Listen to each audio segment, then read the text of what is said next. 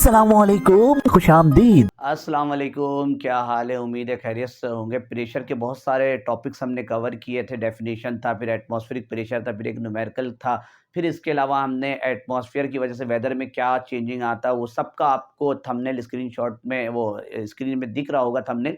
अब एक छोटा-सा एक चीज़ बचा हुआ था, आपके बुक के अंदर डू यू नो करके लिखा रहता है कि एटमॉस्फेरिक प्रेशर के हवाले से इस तरह से आपको स्क्रीन में, बल्कि यहाँ पर मैं थंबनेल सामने स्क्रीन में ऐड कर देता हूँ। डू यू नो लिखकर कि भाई एटमॉस्फेरिक प्रेशर एल्टीट्यूड हाइट पे जब जाते हैं तो हमें कम होते दिखता है।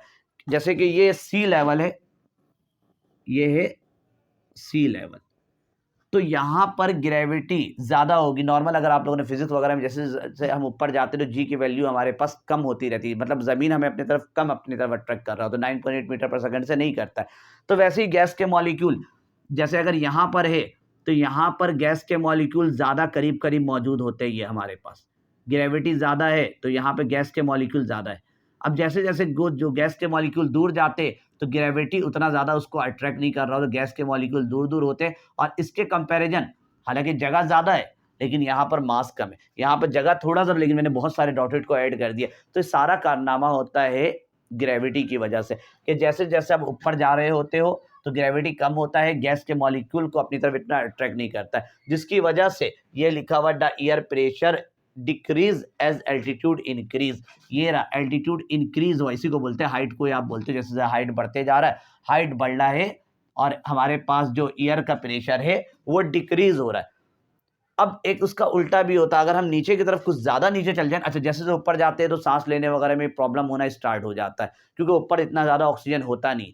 लेकिन एक इसका उल्टा भी है जो हमारे इसमें नहीं लिखा हुआ है। अगर हम बहुत ज्यादा जमीन के नीचे चल जाए ना, डेप्थ पे, तो यहाँ पे एटमॉस्फेयर का प्रेशर ना कुछ ज्यादा ही हो जाता है और यहाँ पर भी सांस लेना बहुत मुश्किल हो जाता है। जो अंडर सी वाटर वगैरह जा रहे होते तो फिर वो अपना इंतजाम वगैरह कर जाते, क्योंकि नीचे पता नहीं 40 कितना मीटर नीचे जाते तो सांस लेना बहुत ज्यादा ही मुश्किल हो जाता है। वहां रीजन ये नहीं कि एटमॉस्फेयर का प्रेशर कम है, वहां ना हद से ज्यादा ही है।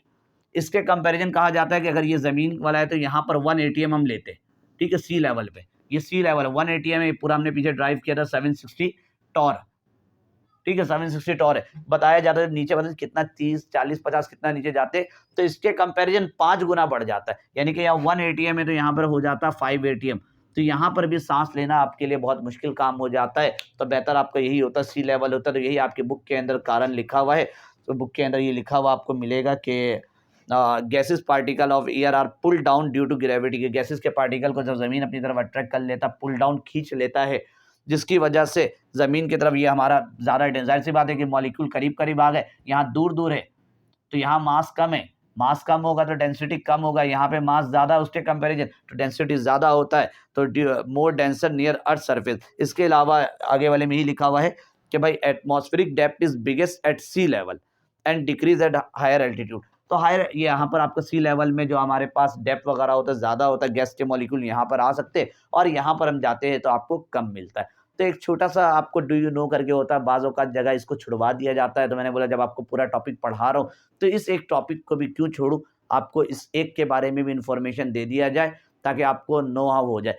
अच्छा ये ऊपर जाते हैं ना तो इसमें वो भी होता है कि जब बहुत ज़्यादा ऊपर चल जाए, माउंट एवरेस्ट या कुछ होता है, तो कुछ लोगों के साथ ऐसा सिचुएशन आता है कि एटमॉस्फेयर का प्रेशर जो होता है ना वो बहुत कम हो जाता है और हमारे बॉडी का प्रेशर उसके कंपैरिजन ना ज़्यादा हो जाता है ब्लड वगैरह का, तो नाक वगैरह के थ्रू ना, नोज़ के थ्रू ब्लड आना भी स्टार्ट हो जाता है। तो ये भी इसी के कारण होता है कि बुलंदी में जाने की वजह का।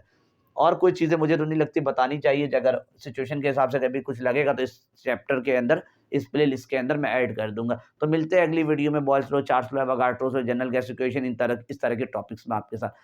अल्लाह हाफ़िज़।